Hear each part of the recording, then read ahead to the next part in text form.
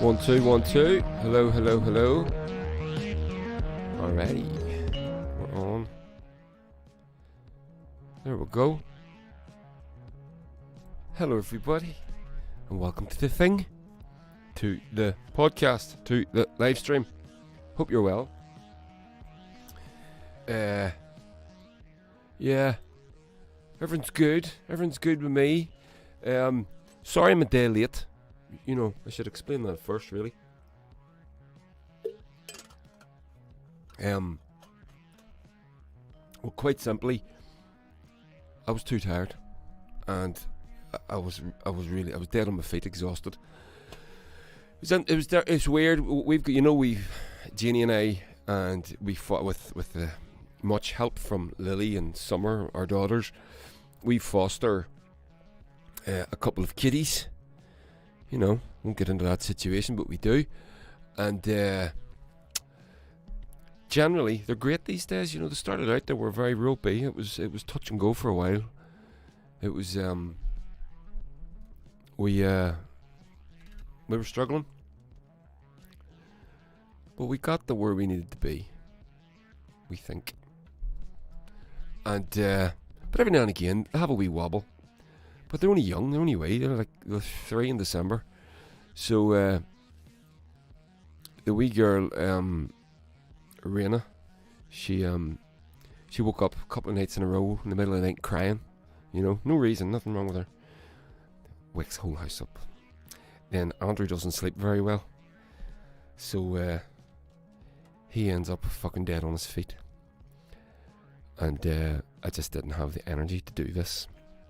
But I'm glad, because when I was sitting in the house last night, contemplating opening a bottle of Malbec, my brother phones me, and he says, "What are you doing?" I said, "I'm not doing anything." He always phones. It's weird, because he always phones me during the podcast.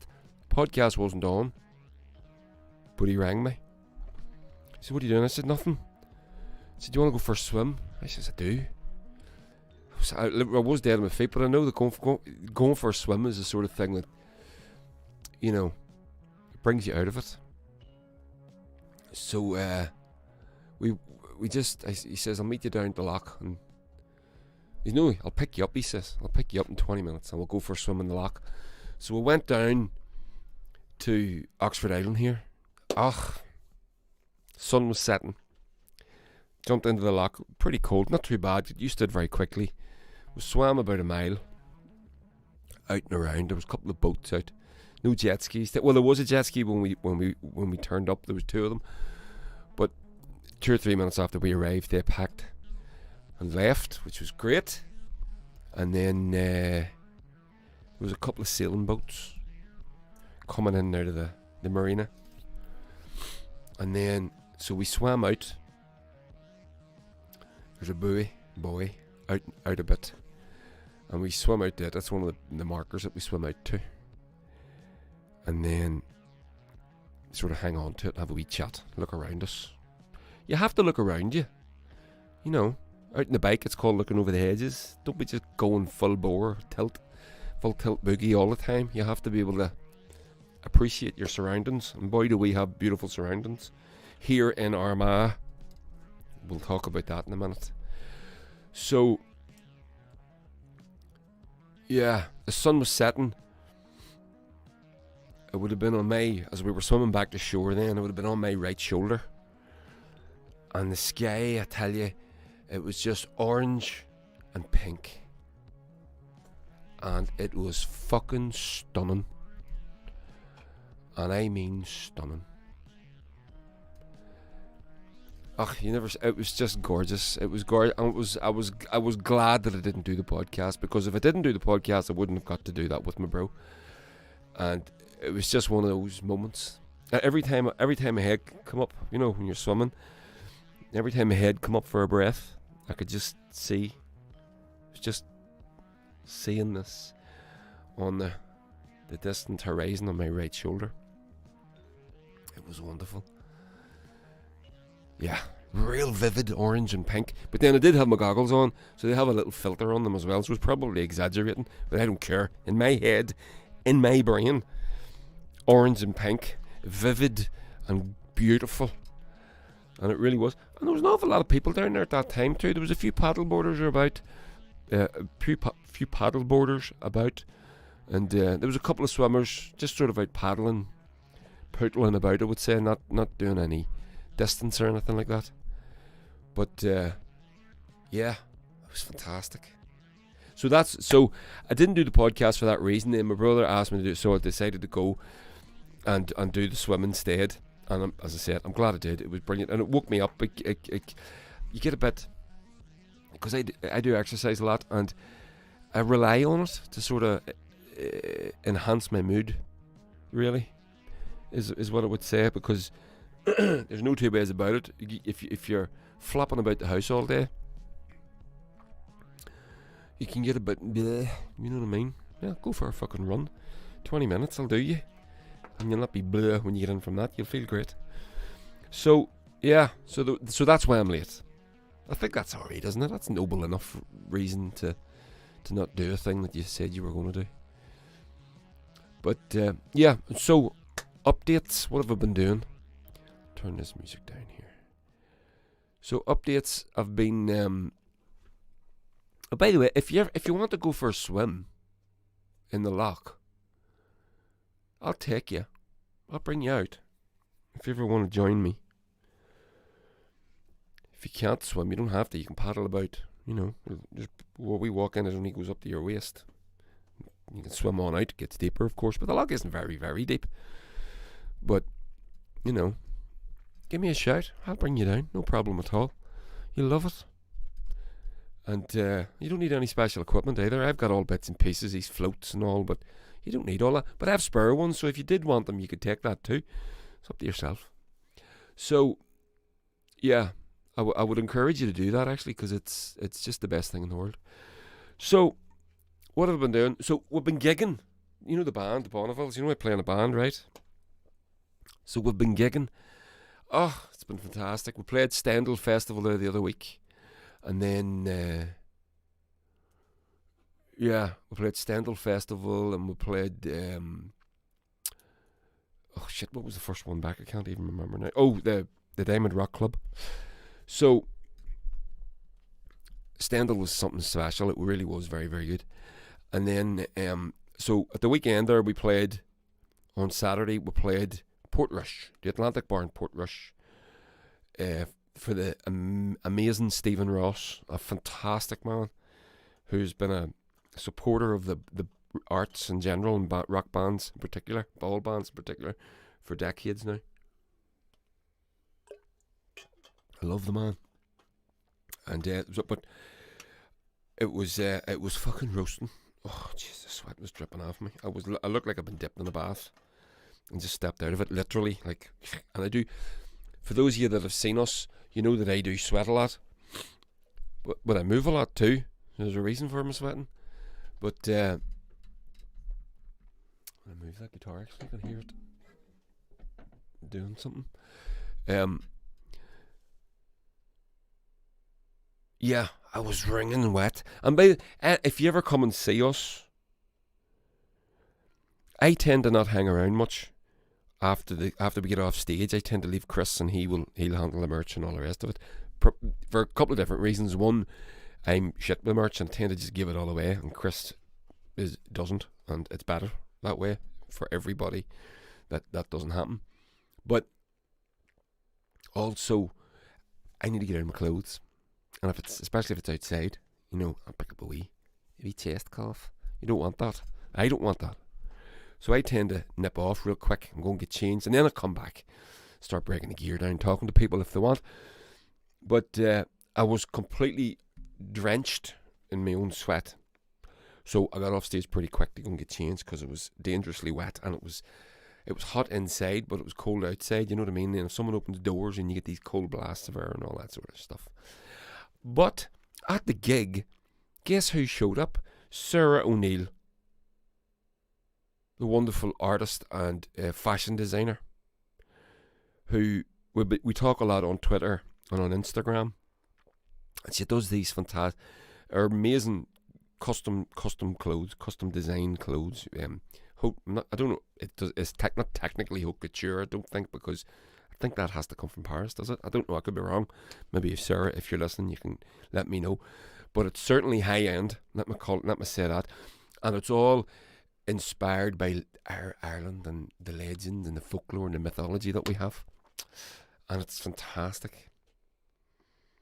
So she came to the gig. She's from up that part of the world, and we got talking. We didn't get talking too much, just for a bit at the start, and then she watched the show, and along with everyone else, and it was a real joy to meet her. She's a lovely, lovely woman, and she's promised that she's going to show me or put me on the right path to go and see Abertach's grave, Abertach's cairn down there. It's around Dungiven. It's it's in that sort of area. So she says that she might be able to help me with that. So I'm looking forward to that as well.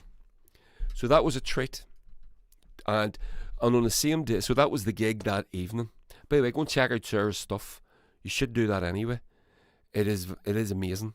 So Sara O'Neill, I'll put a link in the show notes when I'm done. I'm gonna write that down. Sara O'Neill. Otherwise, I will forget. Cause we see spider on the thing. Oh, spider, get off my book. Go. I wouldn't kill you for God's sake. I just want you, because I want to close my book and you get squished. Sara O'Neill links. Okay. So, pardon me. Yeah, and then earlier on the day as well, we got asked to go and do the Paddy Glasgow's, the Draperstown Glasgowberry podcast. So we had to go early, and we did that. We got interviewed with Paddy we talked for about an hour and a half, I think. Lovely man, lovely people. It was just fantastic. It does your soul good to be in the company of good people, you know. And we did that. And it'll come out in a week or two, I believe. I think there's a video version of it as well. Just talk about all sorts. He asked us about our career and the music industry and hopes and dreams and fears and everything. And it was lovely. And Paddy's a great guy, you know. And I told him about the story. I've told you this before. The story of the time that we played Glasgowberry. The only time we've ever played it. It was the last one. And we played the tent and it was rammed. And Tom, fucking hell, I know I told you this because I forgot his name again, but he got the photograph of me fucking my guitar up into the air. They have the photograph framed in the Glasgowberry building, and he brought it up and he has it behind us in the studio when we're talking. So I must contact Tom to get a copy of that. I'd love to get a copy of that. It is a cracking photograph. And the guitar goes sailing through the air. And Paddy says everyone always asks the same thing when they see the photograph. They go, the guitar broke, right? And Paddy says, you'll have to ask Andy when you see him. Go and see the band and ask. So the next time, I actually promised Paddy, so I said, well, whenever we get everything opened again, invite us down to play a gig in the Draperstown facility, and we'll play it, and I'll bring the guitar with me because it didn't die. I threw it a few times into the air. It was like an old bits of caster, bits and pieces that I picked up off eBay and stuck them all together and made this spur guitar, because another guitar that I had at the time was going through an awful phase of breaking strings, such as the guitars want. So I needed a spur, something that I could just grab on stage rather than have to change a string. So I built that for that reason. And yeah. So I did it a few times with the guitar. I threw it into the air trying to be a rock star. Wouldn't do it anymore, I don't think. And it didn't die. The fucking thing didn't even go out of tune. It's unbelievable. Just so I gained a lot of respect for it then at that point. I went, no, this guitar has spirit and deserves to live, I thought to myself. So yeah, Pete, hey buddy. Oh, there we go, Pete. So the guitar's still with me. I keep meaning to bring it out. Do I? Wait to show you. It's here. It's here. Here we go. So for those of you that's watching, here's the guitar. For those of you that isn't, go over to the YouTube channel, link in profile and all that stuff. Search politics, culture and some other shit. Give us a like, a subscribe, thumbs up. The guitar has fucking balls, that's right. So people are chatting to me on the live stream. See, we can do that live. You see, this is why I do this. I would like to do more of this. So there she's there, boys. So I bought I'll hold it up to the camera. You can see the body is made of wood. I do not know what type of wood. And someone has done a bad job at stripping away the paint. You can see. And the front of it is stripped. I'm assuming it was black or something at one point. And they stripped away some of it, but it's left a nice stain on the wood. And I liked that. So I bought it on eBay. I wouldn't have paid any more than 20 quid, right? This pickup, don't know where it came from. The scratch plate, again, just a box that I have. It has one volume. It only has one pickup. No tone knob. So it's a really basic little thing. The neck, again, picked it up on eBay. Not a quality neck, but the neck pocket fits the body. So that's basically why it was bought. It feels good in my hand. I like it. It's a piece of junk, really, it is. But it plays great. And it sounds fantastic. So little stickers on the back you can see there. So Willard's Garage, that's one Pete. So there's Pete. Yes, nice looking plank indeed. So Pete, there's that there Willard's Garage sticker you gave me. That's a drive-by. What's his name again? Pete, what's the guy's name? Tell me the guy's name. The Willard's Garage tattoo. He's a mate of yours, an American artist. Does the album sleeves for the drive-by truckers. And Black Boys on Moped. They're our French friends, our boys from France. They're great lads. We've played with them a few times. A wee Bonneville sticker there, so everybody knows who belongs to the guitar. Speedball Junior sticker. Don't know what that is. That's a AAA pass for some gig we played. Oh, that was a Borderline in London. Yes, when we sold that out. And the Wood Burning Savages. Wood Burning Savages sticker there. Our mates from Derry. And it's got a block to stop the tram from... Yeah, and it's a lovely wee guitar. And the man says it doesn't go out of tune, and it's out of tune. But there you go. So that's what that is. So that's the guitar that sailed through the air. Isn't that class? So, and so, yeah, so that's that story. We've done that. Right. Updates. What are we doing? Gigs. Tomorrow night, we're playing. Let me show you. We're playing. Where are we? There we are. Boom. The Cathedral Quarter Arts Festival with Dave R. Carey. Dave R. Carey. Remember I told you the story of a few weeks ago about Dave R. Carey, the time that we played in Glasgow and then we went back to his flat and drunk all his beer and stuff. That's that guy. And this one came in real quick. Do you want to do it? Yes, he says. Of course, we do anything with Dave because he's a fucking leg end. And there you go. So we're playing. We're on stage. Doors open 8 o'clock. Doors open 8 o'clock. We'll be on stage pretty quick. I'd say 8:30. I don't think we'll be on much later than that. Don't know what the set time is. 45 maybe. Maybe a 45-minute set. Pretty short. So we'll stick to the hits. All killer, no filler. And then the mighty Dave R. Carey was going to play. He's going to round out the show. And also, this gig is being live streamed. So they got some extra. These guys got some extra funding to do it, and they had the money to do a professional live stream of of a couple of gigs. So they picked this one to do, which is fantastic. So we're going to give it the beans tomorrow night. So if you want, you can go on to the Cathedral Quarter Arts Festival. You can see it on the screen there. CQAF.com. And you can, I think there's a few tickets left if you want to come down. But if you don't want to come down and you want to do the live stream, it's a professional live stream, it's the whole big setup. You can go on and buy that as well. Alright, so that's going to be a lot of fun. So you should do that. Then that's tomorrow night. Then on oh,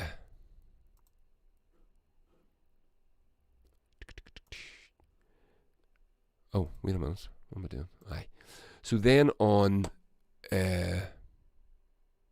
Saturday, because today's Thursday, right? So then on Saturday, we are playing the Yellow Yard in Derry on stage, I believe, 7 o'clock. So it's an early gig. And I don't know any more than that about that one. I don't know how much it is in. I don't know if it's free in. I really don't know. I think it might be a free gig. I'm not sure. So the Yellow Yard in Derry, if you know Derry, you'll know where that is. If you're not from Derry, it won't be hard to find. It's up on the walls there, up the hill. So it's up there. So you should come. Yeah, we're good. That's the updates. So let's do a bit more themey, and we'll move on.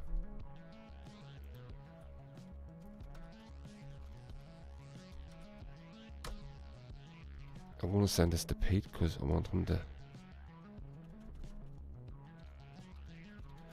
What was the artist that did the Willards garage thing? Here, mate.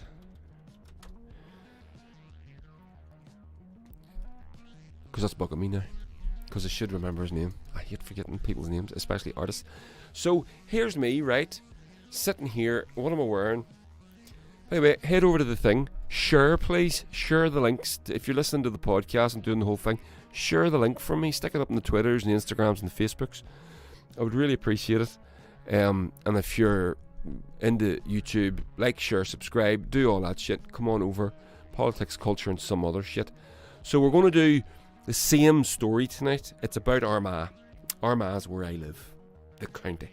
Right? That's why I'm wearing my Armagh hoodie. Ardmagh in Irish.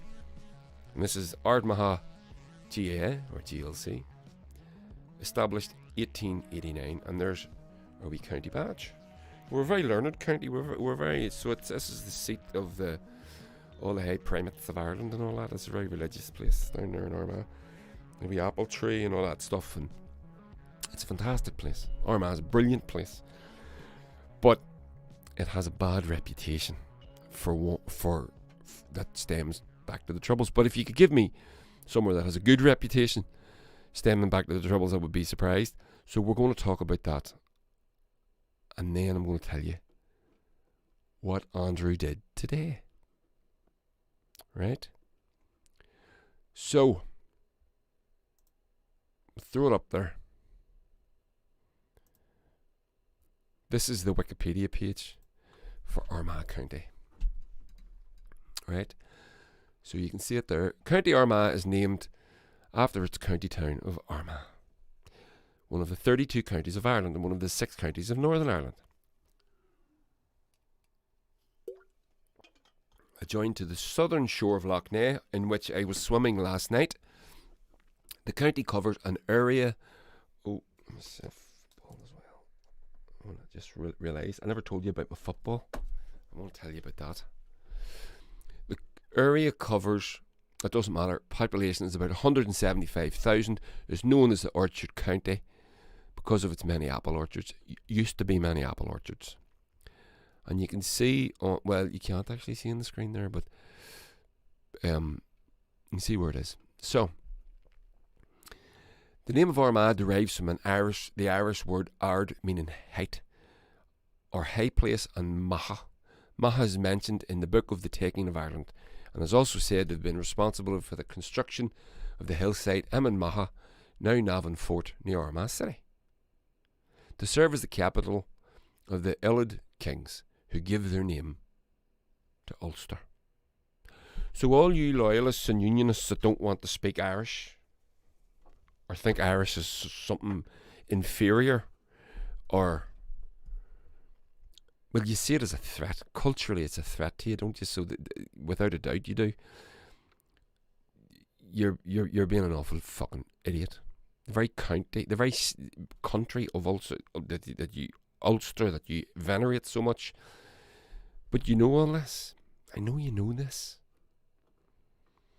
So, the highest point is Slieve Gullion. Remember that? Slieve Gullion.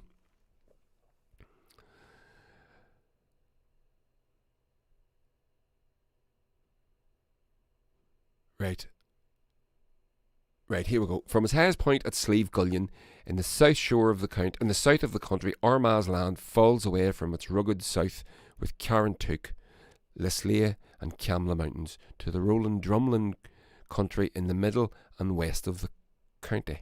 Finally, flatlands in the north, where rolling flats and small hills reach sea level at Lough Neagh. That's where I live. I live in the north, you see. The north of Armagh. County Armagh's boundary with Louth is marked by the rugged RIng Of Gullion, rising in the south of the county, while much of its boundary with Monaghan Down goes unnoticed. But from up there you can see fucking everything. We'll talk about it. We'll get there. I'm getting ahead of myself. Because it was there today. Ooh, shh. Be quiet now. I must tell you. Very excited. So, here's a wee bit for you. Now, I know this is the politics and culture and other, but we're hitting both tonight at the same time, right? So, ancient Armagh was the territory of the also known as a volunteer, the Ultonians, the Ulidians, Ulstermen, before the 4th century AD, and it was ruled by the Red Branch, Creve, in Irish that's Creve Rua. That's the name of the hurling club down in Bestbrook, where my friend Darren Matthews used to play as a child. So, whose capital was Emmenmaha, or Navan Fort, near Armagh. The site was and subsequently the city were named after the goddess Maha.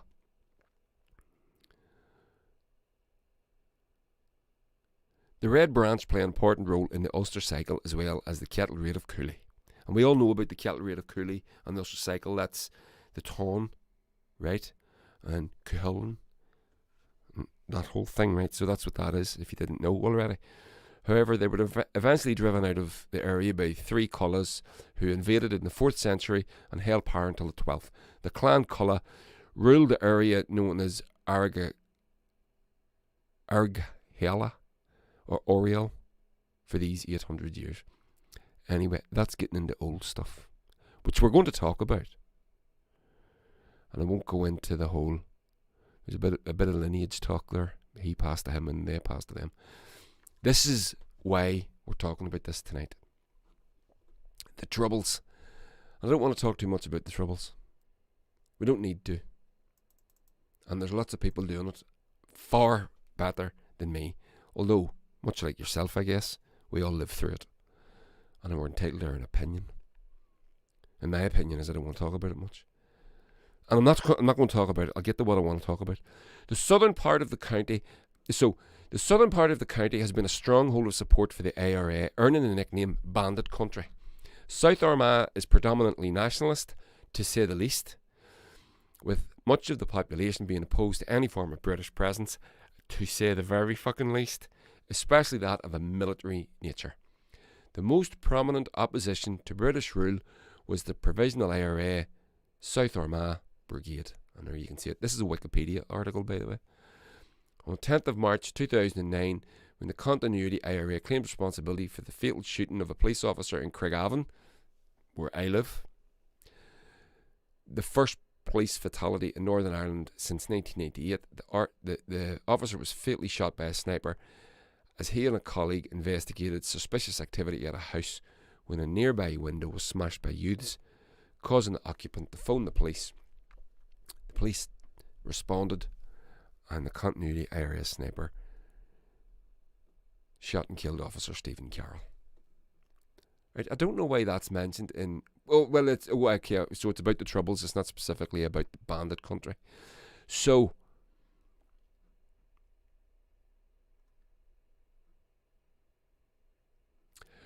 basically, let's get to it. South Armagh got the name Bandit Country because it was ungovernable, unpoliceable, basically, by the British occupying state forces. And as the article said, it was predominantly nationalist. Well, that's understating it. Predominantly nationalist.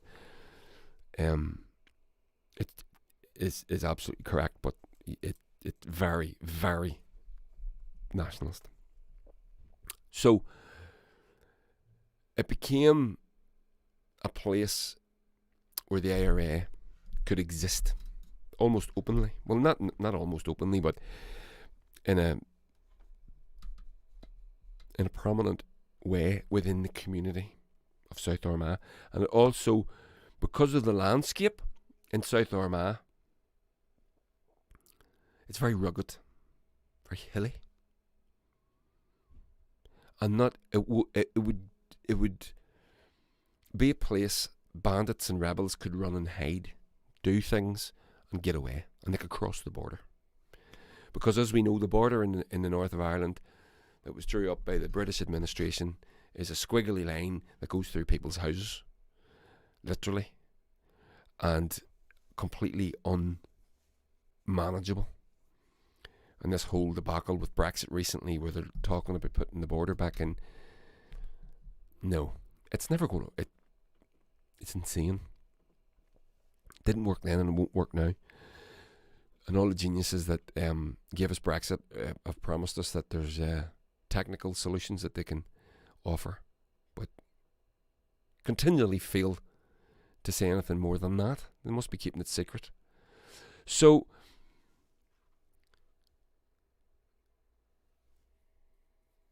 South Armagh became that. Right, I want to show you a picture here, just to see where the hell have I put it now. I've a lot on the screen. Is that it? No. There we go. There you go. So on the screen you can see what South Armagh looks like. Right? And you can see how rugged it is.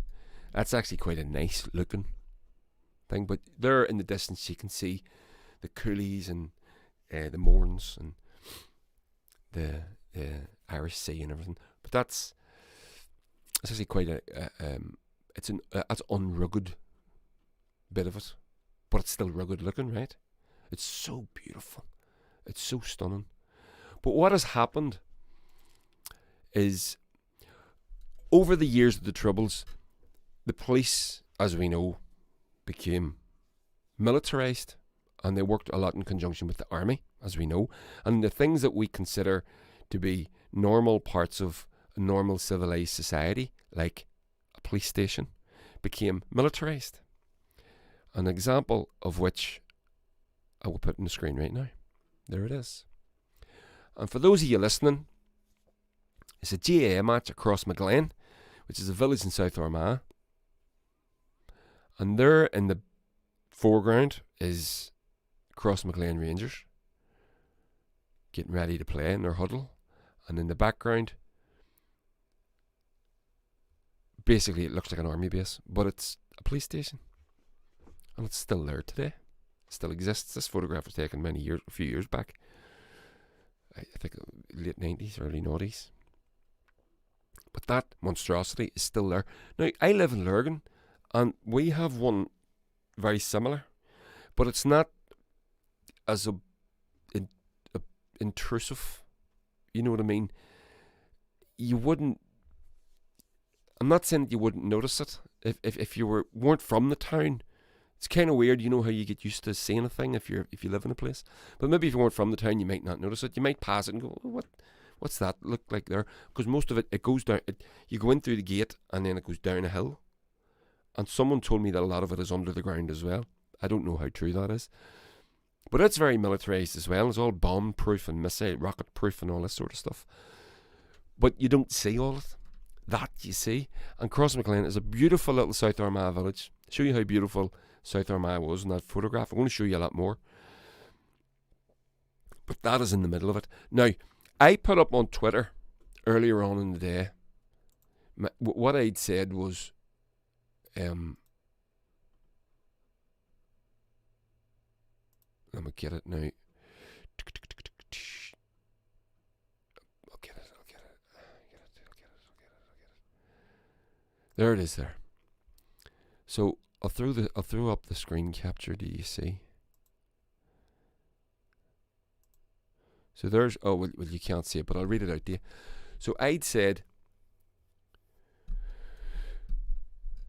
sorry, I must clarify first. They're talking about knocking it down. The army barracks stroke police station in the village, and everybody wants it down, except for the usual gobs on sticks, the Jamie Brysons of the world, Iron Spade, and people like him, and Lord Kilclooney and Jeffrey fucking Donaldson. You think there was an election coming up? So I'd said policing is done with consent, otherwise it's not policing. The Troubles were extraordinary times, but they're over. Now that's not to say that it's okay to build a thing like that in the middle of a wee village, because I don't think it is. And I'll finish my tweet. The community wants this gone, then it needs to go. If they want the land to play the sport on, then that's their choice. Because apparently the police station was built on GAA land. They just took it and built it. So give it back to the GAA club.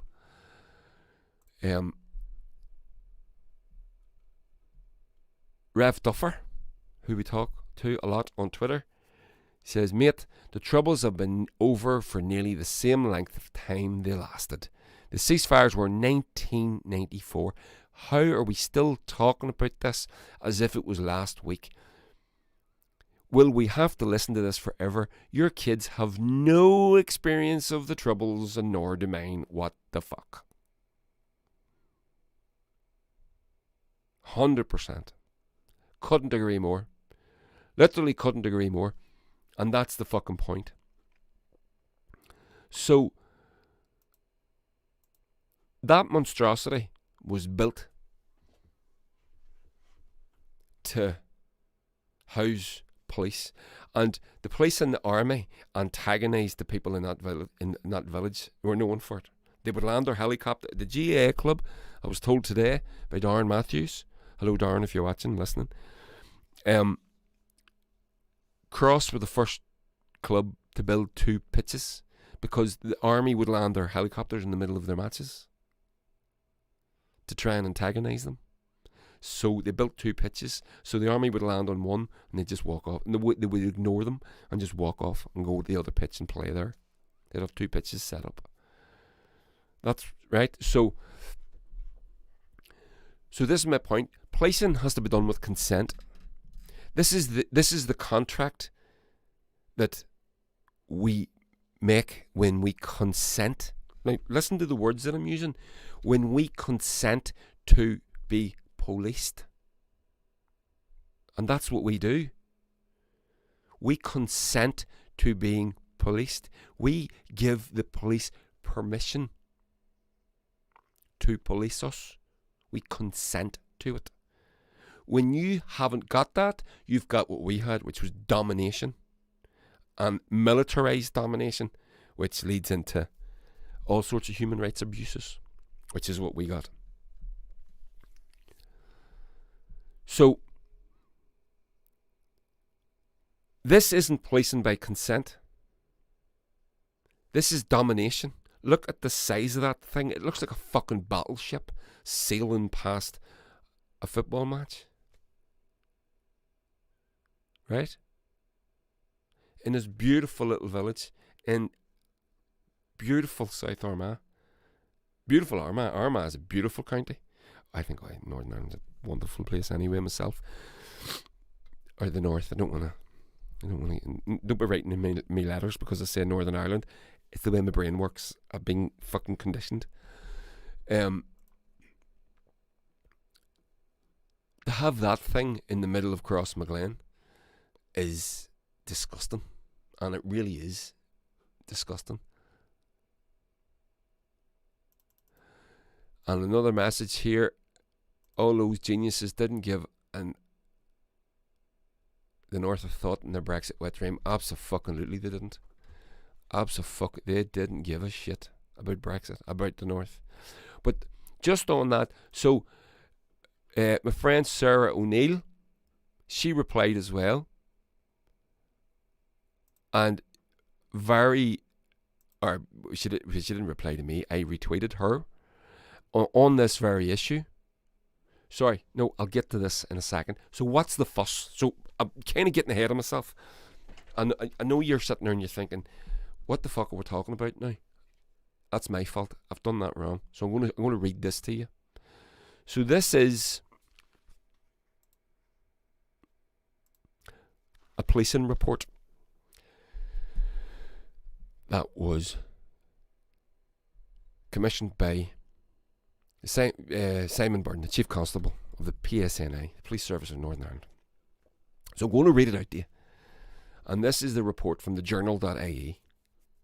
So, real quick, and this should explain a whole lot. Northern Ireland's police chief has insisted that the contentious elements of a report on South Armagh policing will not go ahead. Simon Byrne told members of the policing board that he needed to clarify that a proposal to relocate the police station memorials to murdered colleagues out of public sight was a non-starter.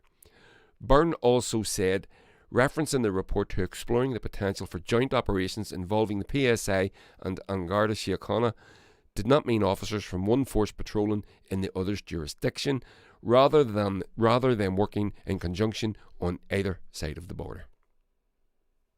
He said the only proposal for officers to cross the border was in relation to hot pursuit incidents, but he made clear that could only happen with legislative changes agreed by politicians. So, to clarify, the memorials to murdered RUC police officers, in the original report, they were going to be moved out of public sight. Right? Now, I don't know what that means. I don't know if that means that they're going to move them from Crossmaglen, where they will not be wanted. Again, consent is the issue here. And then, if you put them up, are they going to be vandalised? And then if they're going to be vandalised, people are going to claim to be victims. Look, these people hate us and they don't want us.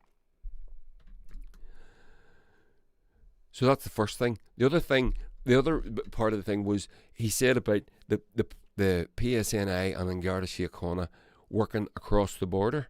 But as he clearly pointed out here, it was only in hot pursuit. Cases of hot pursuit. You're pursuing someone and they cross the border. You know that thing like you see in the old movies, like you cross the county line in America, as long as you get across the county line, the sheriff can't go after you. That's bullshit. That doesn't happen.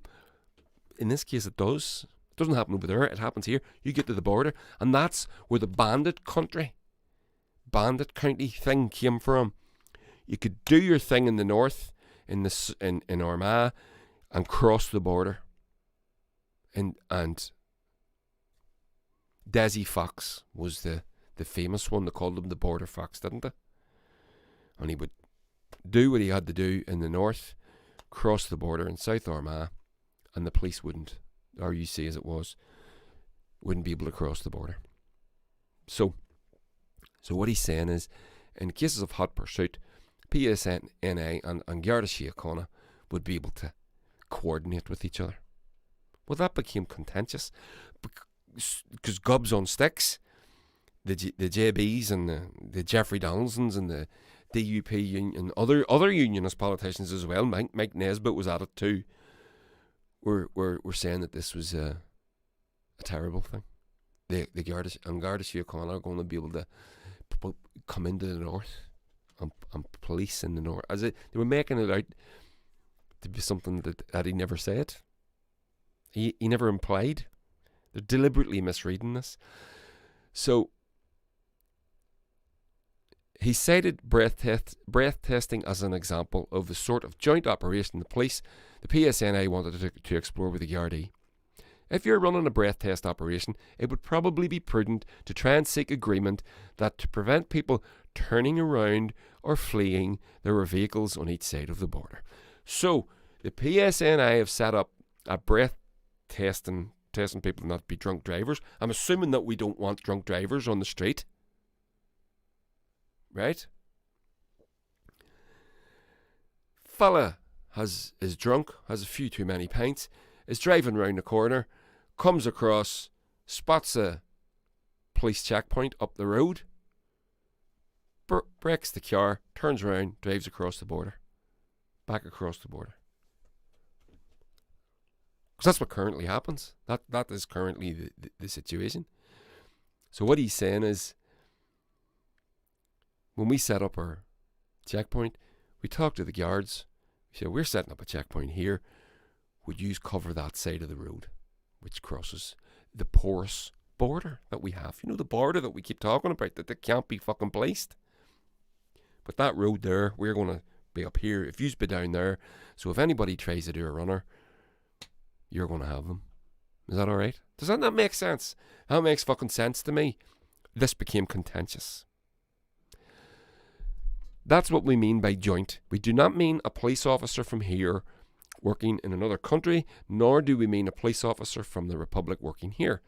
Responding to a backlash from unionists about aspects of the review on how the PSNI operates in South Armagh, the police chief told his oversight board in Belfast that a proposal for Irish language signage at local stations would remain dormant without a legislative framework that covered the wider public sector. That was, again, so this is the things that the unionists are calling contentious. The memorials to the police officers were being placed out of public view. Now, I don't know anything about that, so I don't want to talk much more about it, and I don't really want, because I don't want to offend anyone, and I don't want to talk through my ass with that. But the joint policing issue, as he said, catching drunk drivers, that's a thing, right? The Irish language thing. Now, the Irish Language Act was supposed to be in place, was it 2006? We still haven't got it. Now it's a thing. The PSNI advertised at the hurling final last week in Croke Park. They had flyers in Irish. Join the PSNI for a career. And you know the way they do it, right? Wouldn't be something I would personally recommend, but what the fuck do I know? But that's where we are. But responding to a backlash, proposal for Irish language signage at local stations would remain dormant. So no Irish language parody, right? Byrne, who has faced renewed calls to quit from some unionists, said aspects of the report published on Tuesday have been misinterpreted. Oh boy, have they fucking just. It's almost like there's an election coming up. It's almost like there's an election coming up. There's a fucking election coming up, right? And we know, Andrew, I know you know. He explained that the document had been developed by the police working group and then passed to senior commanders for approval. The chief constable said that at that point that a number of the more contentious proposals were ruled out.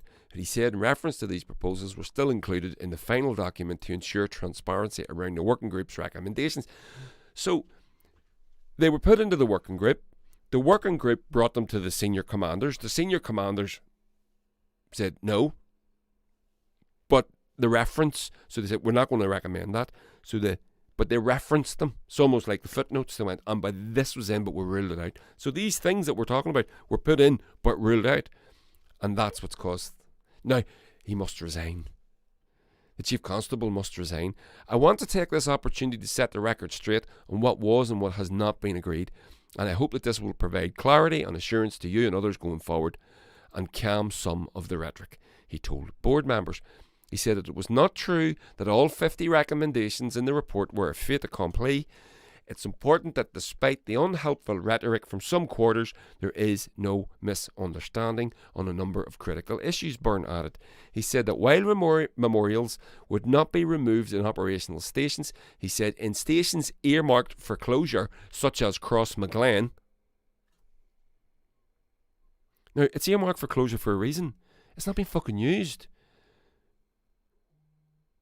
It's huge.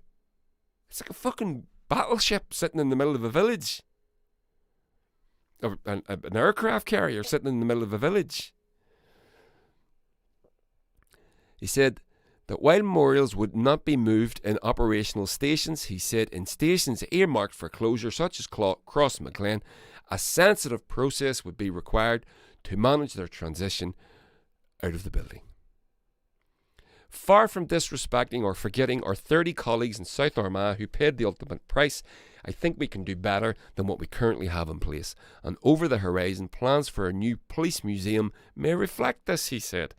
Byrne added, in terms of cross-border policing, let me be categorically clear. Wording within the report has been misunderstood. Neither the review nor the police service at any time has considered or envisaged all island policing structures and joint day-to-day patrolling. I don't know what the fucking problem is here. It's almost like there's an election about to happen. A number of unionist representatives on the board welcomed Byrne's comments, but they questioned why the contentious proposals had been referenced in the published report if the PSNI had no intentions of progressing with them. He said for clarification.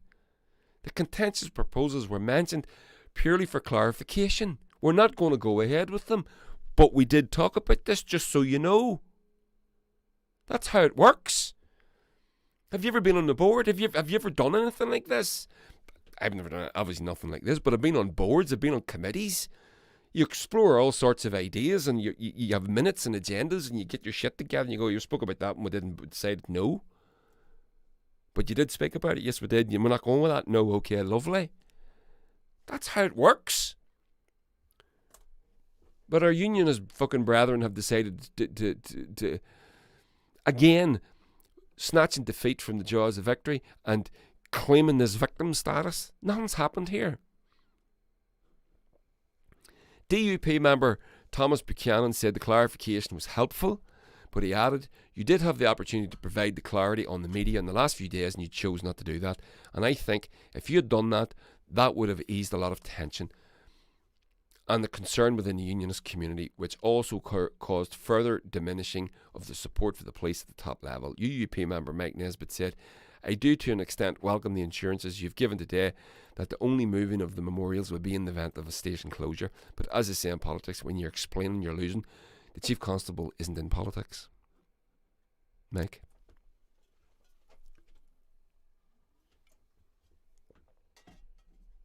The Chief Constable isn't in politics. Chief Constable is in policing, although it is a political position in the north of Ireland for sure. So maybe you have to give Mike a bit of leeway on that one. But that is bullshit. I think that's all total fucking bullshit. That station needs to come down tomorrow. People don't want it. They never fucking did. It's awful looking. It completely ruins one of the most beautiful parts of Ireland. The whole of it. North or south, top or bottom. And it is. And there's another report, and I'm not going to read it because it's just usual shite, from the Belfast Telegraph. And then they go on, and I'm not going to read it either, because I'm not going to talk much more about it either, because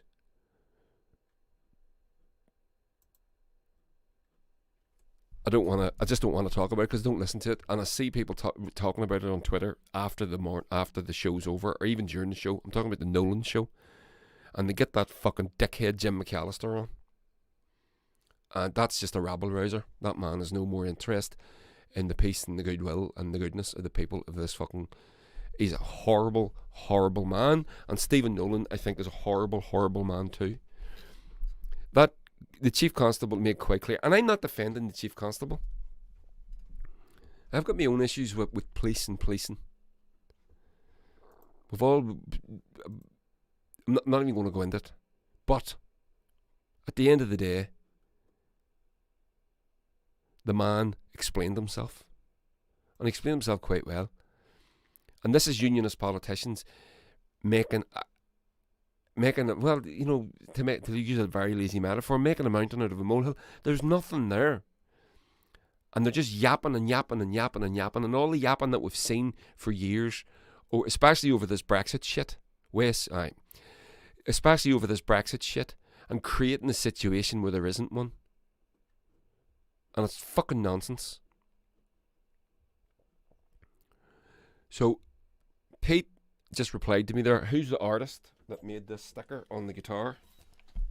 There it is there. Willard's Garage. His name's Wes Freed.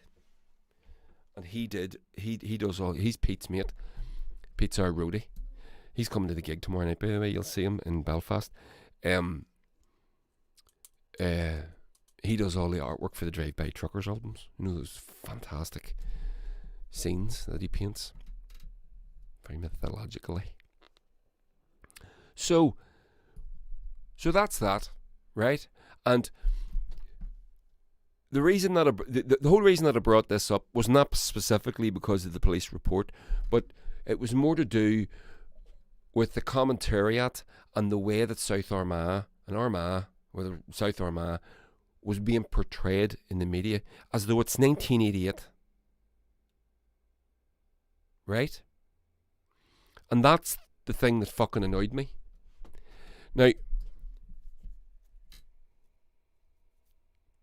South Armagh had a reputation, and I'm not saying that it wasn't deserved. I'm not saying that the things that went on didn't go on. I'm not doing that. They did. They went on everywhere. But certain politicians and certain commentators talking about South Armagh being a den of criminality.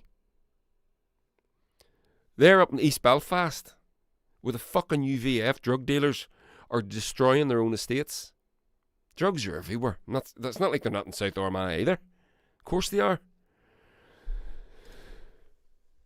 But it's that they don't want the police station coming down. They don't want that army barracks being decommissioned, because it's another symbol of unionist dominance.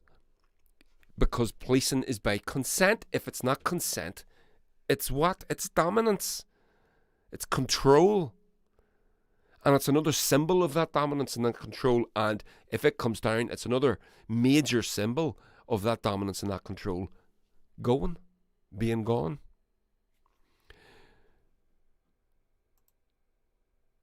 You know what I should have got you? I should have got you the bloody Osin McConvilles video talking about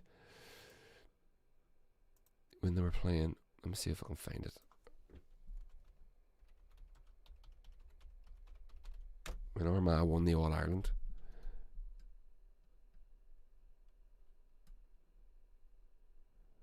No, there's a lot. Oh, it's in a. So there, I'll not be able to do it for you because it's in a. I would just like the clip. But so Oisín McConville was one of the players that one of the great players that won the All-Ireland for Armagh. I remember it well. It was fucking brilliant. And he used to talk about, he played for Crossmaglen, and he used to talk about them basically just a lot of their determination come from their hatred of this domination by the British Army and the state forces and the display and what they would do to them. They would, interrupt their training sessions and try to humiliate them and degrade them and all this sort of stuff. And, fuck you, like 2 fingers up. But there's a great video online. It's called True North on YouTube, and Oisín McConville talks about that. So he's from where this picture on screen, the Crossmaglen Rangers there with the battleship, the aircraft carrier in the background. So he's from there. So there we go. So that's the story. So, theme tune music again. So also, Sara O'Neill, just my final word, I'll give the final word on this story to Sara O'Neill, the artist the artist and fashion designer.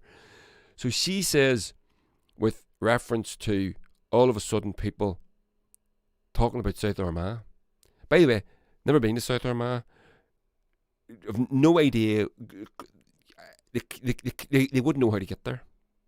They wouldn't know how to get there. It is an absolute maze. They wouldn't know how to get there. These are people that had to use a sat. Who was it? Reverend Duffer again on Twitter. They had to use a sat nav to get to Enniskillen last week because they tweeted about it from Belfast. Do you know how and the guy says on Twitter, he says, did they use a sat-nav to get to Enniskillen? To get to Enniskillen from Belfast, you have to drive, go onto the M1, drive on it as far as it goes, and then turn left. That's your directions to get to Enniskillen by sat-nav. And these fucking half-wits are going to organise loyalist protests and marches which nobody fucking turned up at. And then they're going on about South Armagh. And as Sara O'Neill, I'll give her the last word here, are these people also heavily invested and interested in education, housing, environment, healthcare, welfare, employment, and economy of Crossmaglen, South Armagh? I'd love to hear their thoughts and plans. Obviously, Sara knows full well that they don't give a fuck about South Armagh. All they care about is the dominance. But policing has to be by consent. If it's not by consent, it's not policing. It's domination. So, onward. So, right? And that story's going to go away. That's just going to drift off. No one's going to talk about that anymore. That's going to be, that's fish and chip wrapper the day after tomorrow.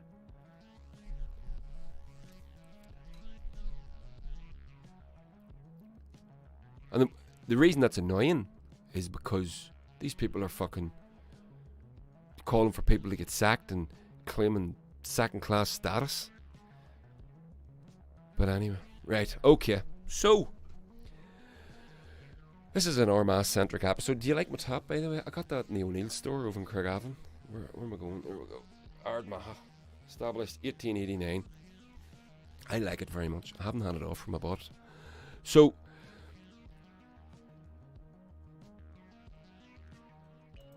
as I said to you, yep, and on over in YouTube's, I don't know who's SME 30. I know you, but I don't recognise your tag. One of the last vestiges of control. Exactly, that's exactly. So he's referencing that barracks down there, and that's exactly what it is. That's exactly what it is. Absolutely, 100%. So I'll put the link. I'll put the Osin McConvilles link into the show as well for you, into the show notes, where he talks about this stuff directly. So put that in, because I have the video up in the thing there.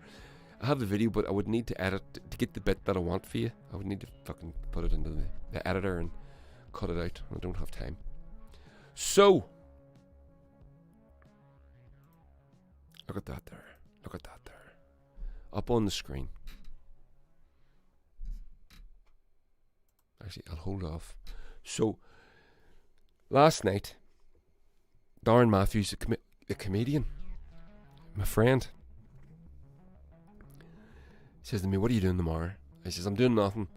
I said, but I can't really promise to do much because I don't know. Remember I was telling you at the start with the wee foster kids and them not sleeping and stuff. So he says, well, listen, do you want to go down? Because we threatened to do it before. He says, do you want to go down to Guillion? I says, I'd love to go down to Guillion. I says, we're sure waiting to bring Lily, my daughter. My other daughter's up in Belfast. And Jeannie. And they'd love to go too. Because Darren Matthews is from down there. He's from down Bestbrook. So I said, but I don't know that I can't really promise because I don't know what way the sleep situation is going to go. If the wee thing is going to be up screaming all night, get the night terrors and all, you see, they get nightmares because of the way things that happen to them. We think we don't know yet, but that's what happens. But I said, we'll say yes, but if I don't get a good night's sleep, I'm not going to go because I'll be wiped out, and I don't want it to be wiped out. I want to enjoy it. And he says, well, sure, let me know in the morning. So we penciled into the diary. We say yes, but. So the wee thing slept through the night, thank God, which allowed us all to go down to Guillion. So I met Darren down there at 10 o'clock this morning. The two kids are in the nursery. Throw them around to the nursery. Boom, down to Guillion. Right? What a fucking place. What a fucking place. So I'm going to throw it up on the screen. So we took some photographs. So we climbed up Slieve Gullion, and you can see on the screen there, it was a misty day. We couldn't really see much for most of it, but then as we were climbing down, the fog started to clear. Here's my daughter Lily on screen, and you can see. Actually, I'll just change something there. I realise that I've put that on too much. It's too fast.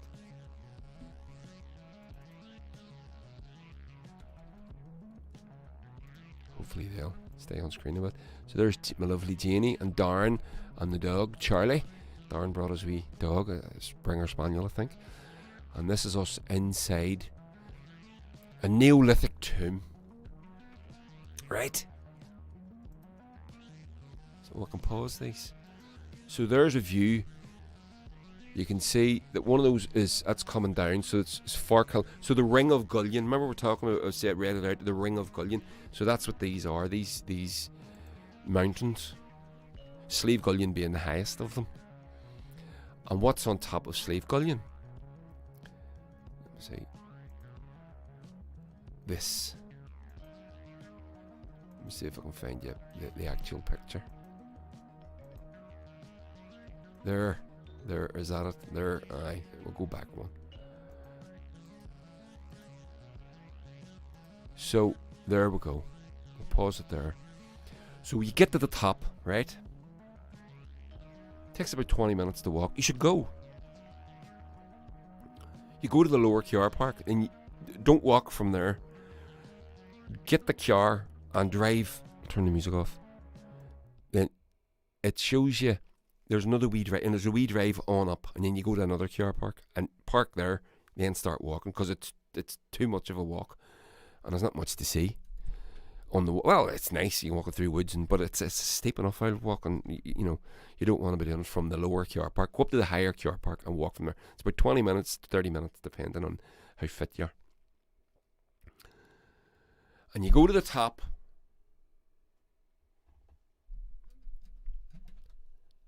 And what is there on top of it? A fucking Neolithic mound.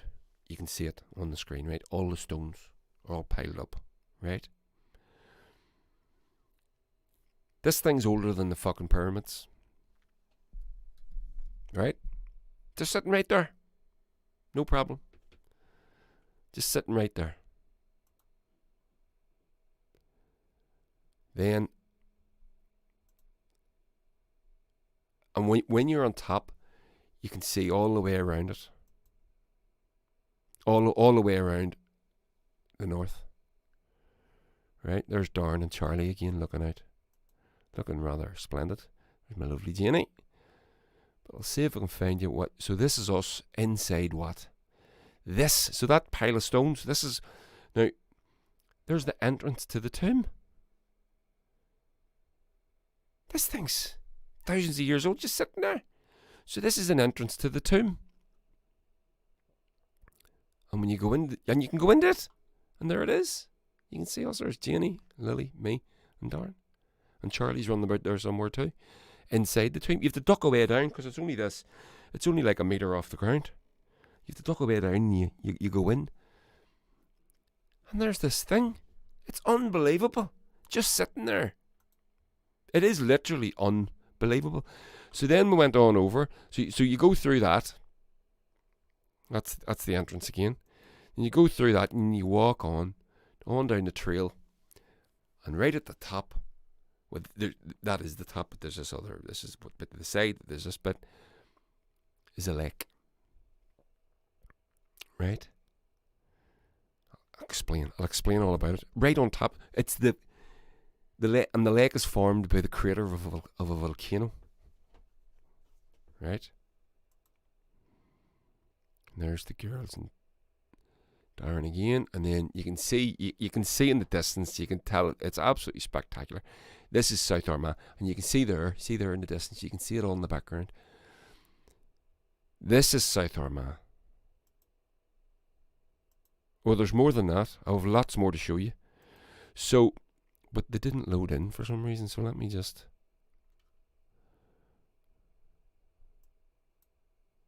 Don't know why they didn't. They should have loaded in. I have. Randomize playback. No, do not randomize playback. Slide mode. No. Sorry, I've loaded in lots more pictures here, and they don't seem to be showing up. No, it's all the same ones. But you can see, so that was Guillion. So we went up to Guillion. So I will load you in some more. Right? Let me see if I can find them.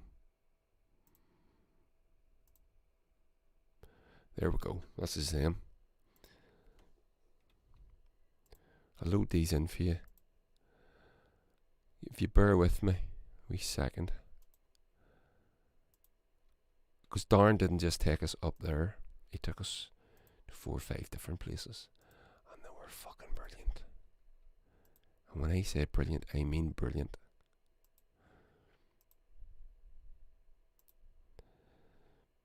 Sorry, bear with me. I know I'm being very...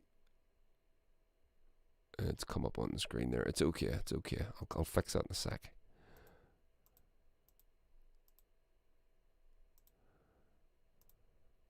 Fix it in a sec. Don't worry. Don't worry. There we go. So, just going to fix my screen. Give me a second. Bear with me. Bear with me. There we go. All done. All done. So there we go. So we've got 2 wee slideshows. So we went, so Darren, he brought us to Guillion, up Sleeve Guillion, and we saw the Neolithic tomb that was up there. And he says, what time have you to be home for? Oh, we've loaded in all sideways, for fuck's sake, but you can see what they are. So, he says, oh, we're no rush, we don't have to pick the lemons up for till later. He says, well, come on, I'll show you a few things. So, they're on the screen. These are Ugham marks. So these are ancient. These things are, they don't know if they're pagan or druidic. And they haven't carbon dated them. And this is the oldest standing stone in Ireland. It's in South Armagh. Just in the field. Just drive down the road. Now you'll not find it. You'll not know where it is. But you'll need to You'll need to do a wee bit of research to find these. So let me see if I can. And then we went to this. Ballykeil, Dolman and Cairn. Oh, my pictures haven't loaded in right at all. I'm so sorry. But there you are. So there's a Dolman. The stones, this entrance that you can see on screen, these are Stanton Stones, and they're an entrance to an underground tomb. So you see that thing down in Newgrange with the stone roofs and the thing up. That's what this would have been at one point. Just sitting there, thousands of years old. Fairy tree and all in the background, by the way, a hawthorn with the ribbons and all hanging off. I remember saying the other week about the we do the little ceremonies at the solstices and things. We hang the ribbons off the trees for the fairies and we mark of respect. This tree was all it was all wee ribbons hanging off it. It was lovely. So, with all these things to see, and it was brilliant. Best day out I've had, and you know, and by the way, for those of you that aren't parents, it never cost a penny. Right? It was free. Literally free. And oh, that picture, someone left a wee mask yard up on the mountain, up on Guillion, for a loved one. Very sad. I didn't take a close-up of it because I wanted to leave them there with pay their respects. But this is the standing stone you can see on the screen. At the back of it is the Ugham marks. And then there's more Celtic-y era Christian symbols on it, you know, Celtic crosses and all that sort of stuff. But these things are all like fucking 1500 years old. The Ugham marks are older than that again. I touched those You can touch them. You can touch the stone. There's nothing stopping you. And the people, just the thought that these people had made that, a human hand had made, and there's you, thousands of years later, putting your hands on it. Fucking pictures loaded in all sideways, for fuck's sake. Nightmare. But there we go. So that's what we did today, and he brought us to see the bronze Guillion statue at Tehullen, the community centre, and we saw the Stanton Stones, and we saw the dolmen, and we saw the Neolithic chamber tomb, and we saw the lake. Now, this is the bit. I'm going to read this to you, and it's the last thing I'm going to read. We're done after this.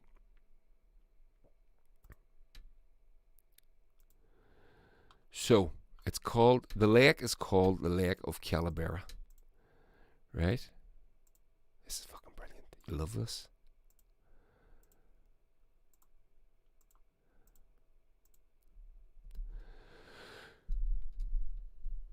So I'm going to read this real quick. It's not very long. 200 years after the passage tomb at the summit of Slieve Guillion was ransacked by treasure seekers, the cairn was further disturbed by American soldiers training there during the Second World War. Foxholes were dug into the passage tomb and into the smaller cairn at the north end of the lake. In 1804, the surveyor could not enter the passage tomb to explore its interior. I have been told that within is a spacious apartment, that a few years ago it was easily entered, but now there are such huge blocks rolled in, and the entrance is so very narrow that they could not be removed but by mechanic powers. Modern scientific exploration of the site in 1961 encountered obstacles unique to this tomb, the highest major excavation yet undertaken in Ireland.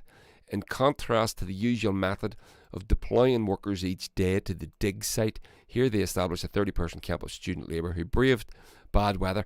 By the way, there was people working on the trail today. There's 4 men working, keeping the path alive. It's brilliant. These boys did not have a lot of fucking body fat on them, I can tell you. So,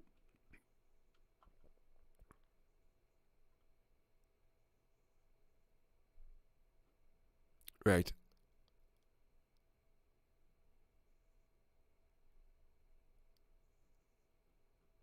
I'm not going to read all this because it goes more into but I'll put the link up and you can read it. I'll put it up in the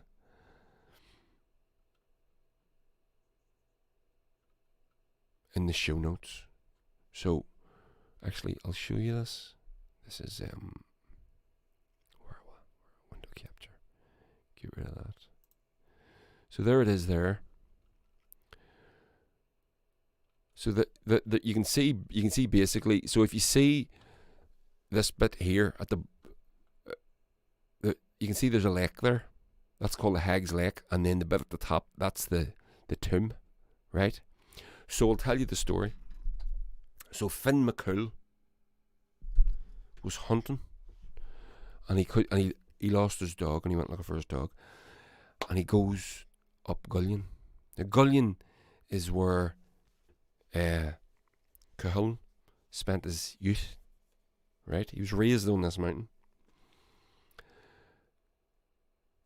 So he goes up, and there's a beautiful woman, and she's by the lake,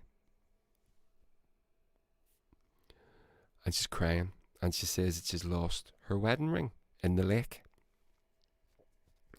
So Finn McCool, being a hero, says he'll retrieve it. So he dives into the lake. When he comes out of the lake, he's a withered old man. The beautiful woman was a witch. And the lake is called Hag's Lake to this day, right?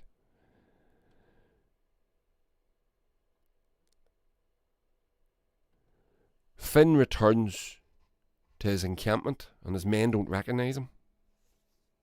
But his dog recognised him by smell.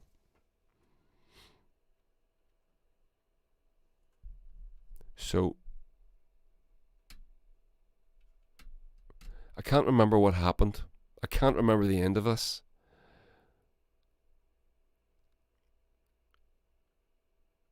Let me see if I can see it. How did he get changed back? He got changed back. Bollocks. I fucking forgot. It's all sorts of stuff. But you should go up there. It's fucking brilliant. And as I was saying earlier on, we never spent a shilling all day. We bought a coffee on the way home in the coffee shop. So we saw a Neolithic tomb and chamber and entered it. The Hag's Lake, which is a lake in a volcano, a dormant volcano. The oldest standing stone in Ireland, with agams on it, and early Christian carvings on it, which I showed you. A bronze statue of Finn of Cuchulainn in Tirholland, and what was it? A dolmen, Stanton Stones, which was the entrance to another chamber, which would put you in mind of Newgrange. But it's a ruin; it hasn't been rebuilt. All within this Ring of Gullion, and this is just, when I say this is a fraction of what's there, this is a fraction of what's there, a tiny fraction of what's there. We were there for 10 o'clock and we were on our way home by 3. Took us 4 or 5 hours. It was amazing. Best day out I've had in I don't know how long. That's Armagh. Last night I was swimming in Loch Ness. That's Armagh. This fucking cartoonish representation of the past that doesn't exist anymore. It doesn't exist. If it existed, I would say okay, but it doesn't exist. There's no reason for that police station to be there.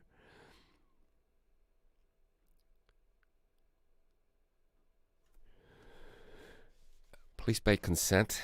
We police by consent. Otherwise, it's not policing, it's domination. So, that lake at the top, the next time I go up there, I'm going to bring my brother. And maybe Marty Campbell, because he would be an outdoor swimmer as well. And we're going to swim it. We're going to swim across it. I'm very excited about that. It's not very big. We can swim it easy enough. But it's just something. Like, whenever I swim in the loch, I'm always thinking about the fairies, the fairy folk that live under the loch. Did you know that? The Milesians defeated the Danann, the fairy folk, and then they retreated and they live under the loch. That's where they live around here. And whenever I'm swimming, I'm always mindful of my wedding ring. And in my head, if I'm swimming, if one of the fairies underneath sees the silver, I have a silver ring. So I take it off before getting the loch, so they don't see it, because I don't want them to try and take it off me when I'm swimming. I know. It's a thing. It's nonsense. Not to me, it's not. I like it. So that lake, swimming in that lake, is another wee thing. You know, Cuchulainn and Finn McCool and all the Ulster Cycle and the Tawn and the Creve Rua and all these things, this part of this county is steeped in all of that folklore and myth and legend and history. It's not all myth, you know. And these myths have to come from somewhere. We know this. We know that the stories are exaggerated. We know that was there a person called Cuchulainn? Probably. Shatanta, as he was known before. Was he capable of doing the things that he... Probably not. No, he wasn't. But there's a good possibility that there was a mighty warrior called Cuchulainn. And all these things, these literal places that still exist today, are our connections to them. And there are connections to our own genetic past as well, by the way. You know, we weren't dropped here from space. We had to come from somewhere.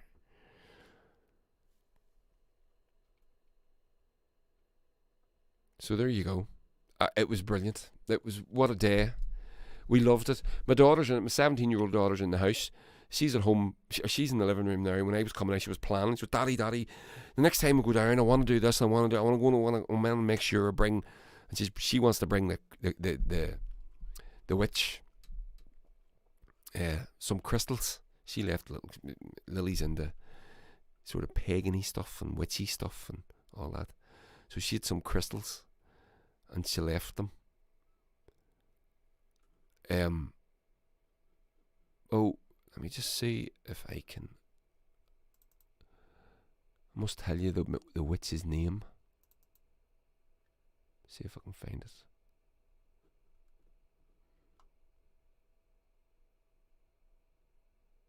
My God, I'm just trying to open a fucking photograph. Hurry up.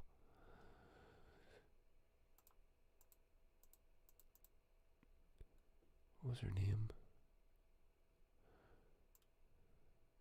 No. I forgot her fucking name. The name of the witch.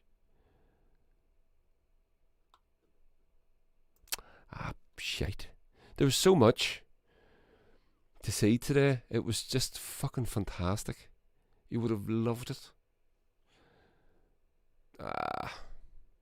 It's annoying me that I can't remember the witch's name. It's called, the lake is called Hag's Lake, but the witch did have a name, and I would like to mention her. Calabera. So the witch is called Calabera. So there we go. Oh, I wonder, does this tell me? Oh, hold on. Yes. So. There we go.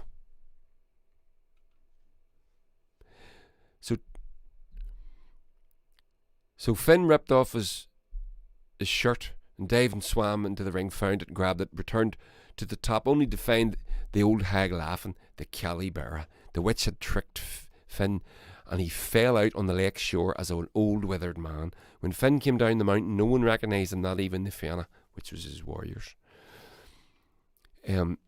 However, when his trustworthy Irish hounds smelled the old man, they knew that he was their master. Finn, the Fianna, and the hounds forced the Calabera to restore Finn to his youth, but it is said that his hair remained white like an old man's for the rest of his life, and his fate to this day is said to befall anyone who bathes in the lake. So that was, Darren told me that today. So if you go into the lake, it turns your hair white. I have a wee white bit anyway in the back where I got hit with a hammer when I was younger. True story. So I have a wee white patch and a few bits of grey coming in. So I'm going to go for a swim. I'm going to risk it. I'm going to go for a swim in the lake, and hopefully my hair doesn't turn white. So the huge burial cairn is located on the summit, is known as Calabera's house, and is the highest surviving passage tomb in Ireland or the UK. You can crawl into the burial chamber. The earliest documented investigation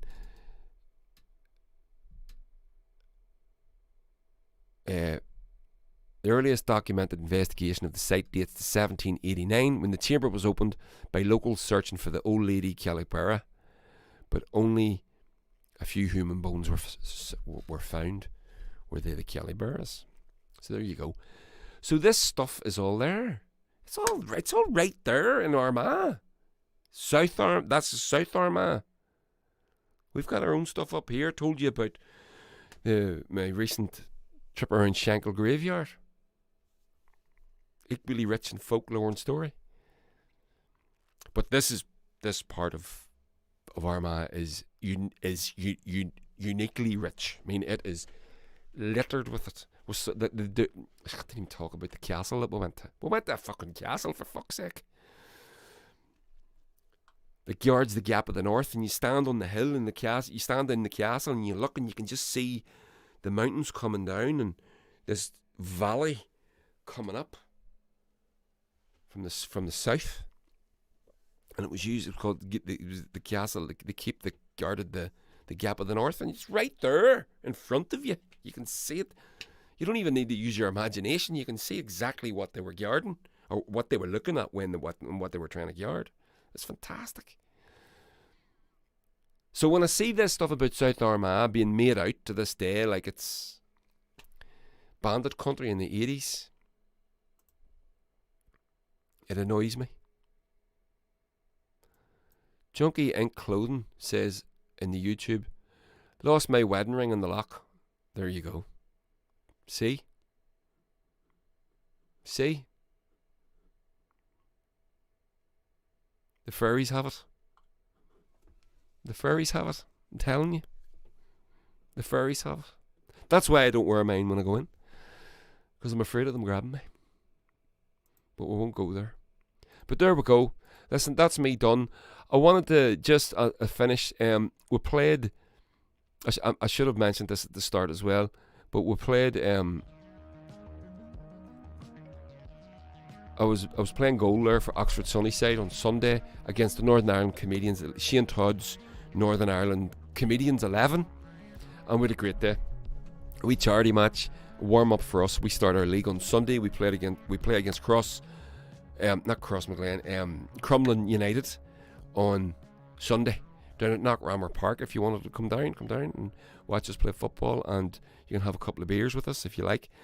And we played Shane Todd's side, and Darren Matthews was there, my friend and host for today, that showed us all these wonderful things. And I'll put the link for Darren's stuff in the show notes as well. And who else was there? Sean Haggerty played, who since has joined us. The comedians only play every night. They've only played a few matches. So he's joined us, and he turned up at training on Tuesday night. Very, very good footballer. And he's going to be there on this Sunday. Paddy McDonald was there. William Thompson was there. There was a load of them anyway. If you're into the Northern Ireland comedy scene, you know them all. They're all great. And they're a great bunch of guys. And with a great game, a lot of fun. And they played with great spirit and great attitude. And we absolutely loved it, and we hope that they come back. And Darren Matthews played as well, and we hope that they come back and play us another game real soon. Let me just get this sorted out 1 second.